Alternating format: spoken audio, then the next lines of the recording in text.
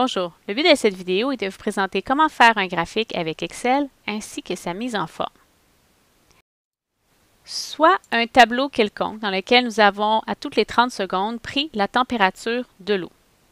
Alors pour faire un graphique, vous allez tout simplement sélectionner les deux colonnes que vous voulez pour votre graphique. En sélectionnant ces deux colonnes-là, vous allez cliquer sur l'onglet en haut, Insertion.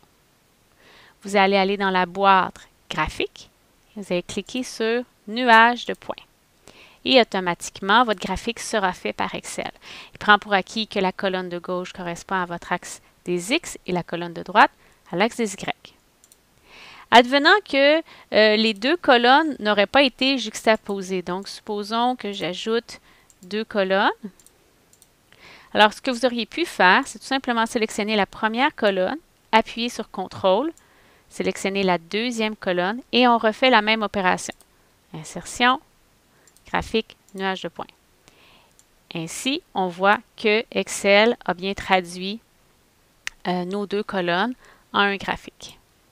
Maintenant, pour sa mise en forme, donc en cliquant sur Graphique, vous avez ici à votre droite un plus qui vous permet d'ajouter les éléments du graphique. Vous les retrouvez également en haut. Si vous cliquez sur l'onglet Création de graphique, complètement à votre gauche, vous avez Éléments du graphique. Et on retrouve encore les mêmes éléments. Donc, c'est à vous de choisir comment vous voulez fonctionner. Alors, titre du graphique, je vais aller le changer. Donc, c'est Température de l'eau en fonction du temps. Il nous manque le titre des axes. Donc, j'appuie sur le plus et je sélectionne Titre des axes. Automatiquement, il me met les deux.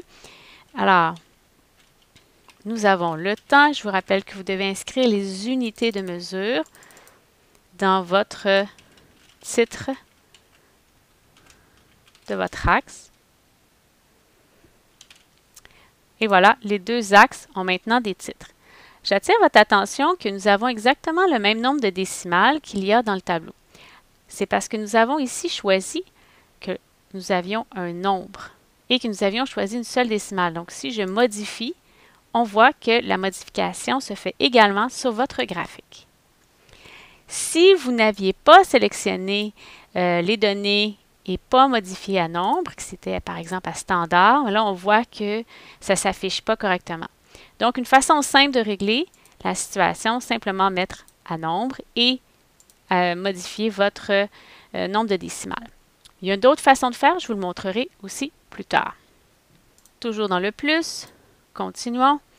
Donc, la barre d'erreur, on ne l'utilisera pas. Le quadrillage, vous pouvez aller mettre le quadrillage horizontal, mineur et vertical. La légende sera utile lorsque nous aurons plusieurs séries de données. On y reviendra un peu plus tard. Et vous avez la courbe de tendance. Donc, la courbe de tendance, comme on remarque, c'est une ligne qui relie la majorité de vos données. Et comme on voit, il y a un petit écart là, par rapport au point et la courbe la plus proche.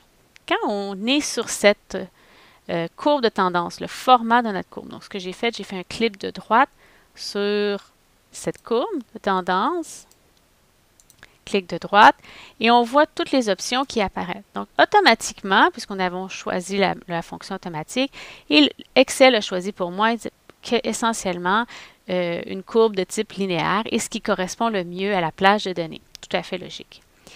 Maintenant, on pourra aller définir l'interception.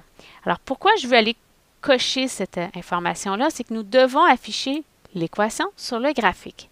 Et comme on remarque, il y a un ordonnée à l'origine. Or, si on regarde mes données, je commence réellement à 0, 0. Conséquemment, en définissant l'interception à 0, 0, ça vient corriger également l'équation. On vous demande aussi d'afficher le coefficient de détermination R au carré sur votre graphique. Et ensuite, vous pouvez évidemment le déplacer au besoin en dessous de votre axe. Donc, vous avez essentiellement fait la majorité des fonctions que vous devez être capable de faire sur votre graphique. Je vais vous montrer une dernière petite chose, c'est-à-dire l'axe. L'axe des Y sur l'axe des X. Donc, supposons que vous avez un problème quelconque, vous voulez faire des modifications. Donc, vous cliquez sur l'axe et faites un clic de droit et allez faire la mise en forme de l'axe. Donc, format de l'axe va apparaître. Alors, vous avez la limite, donc le min-max. Dans notre cas, notre valeur minimale, c'est 0. La valeur maximale, c'est 350. Donc, ça nous convient. On pourrait changer les graduations. Donc, au lieu que ce soit à 50, je pourrais le mettre à 25. Il va automatiquement se mettre à 5. Donc, on voit que ça a modifié le quadrillage. Donc, essentiellement, c'est ce que ça le fait. Puis, on voit que là, ici aussi, sur l'axe, on voit les valeurs.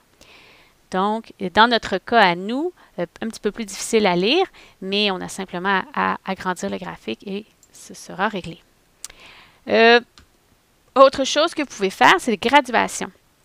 La graduation ici, en fait, simplement, ça va aller mettre la petite barre en dessous là, qui nous permet de mieux voir. Donc, je vais aller la sélectionner et la mettre à l'extérieur.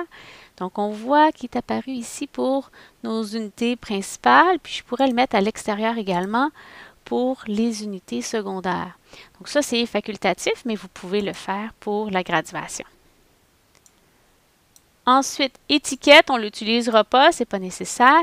Nombre. Alors, quand je vous ai dit tantôt que si vous avez un problème avec votre axe et que les chiffres ne sont pas les bons ou que ça ne fonctionne pas pour les décimales, peu importe, c'est ici que vous allez faire la modification. Donc, dans l'onglet Nombre. Alors, vous allez sélectionner, dans ce cas-ci, nous, ce qu'on avait déjà sélectionné, c'est Nombre et Excel l'avait détecté, mais peut-être que le vôtre sera à Général, puis c'est pour ça que ça vous a causé un problème. Donc, simplement le modifier à Nombre. Vous indiquez le nombre de décimales. Dans ce cas-ci, on veut une seule décimale. Et voilà, le tout est fait. Donc, c'est l'autre option que vous pouvez faire. Maintenant, comment faire un graphique lorsque nous avons deux séries de données? Donc, voici par exemple, c'est essentiellement la même chose. J'ai 50 grammes d'eau que j'ai fait chauffer et j'ai 50 grammes d'eau salée que j'ai fait chauffer et on observe la température. Donc, on veut les deux courbes sur le même graphique. Alors, ce que je vais faire, c'est que je vais aller sélectionner mes deux premières colonnes et on va faire essentiellement comme l'autre graphique.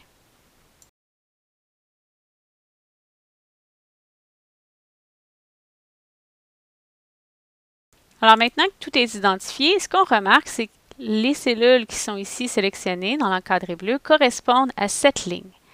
Donc, ce qu'on veut faire, c'est aller l'identifier avec la légende. Donc, en cliquant sur la légende, nous allons voir que ça correspond à la série 1 et la série 1 de données correspond à 50 grammes d'eau.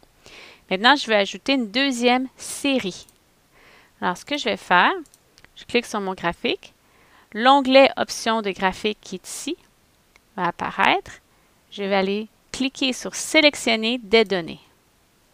Alors, cette boîte apparaît essentiellement.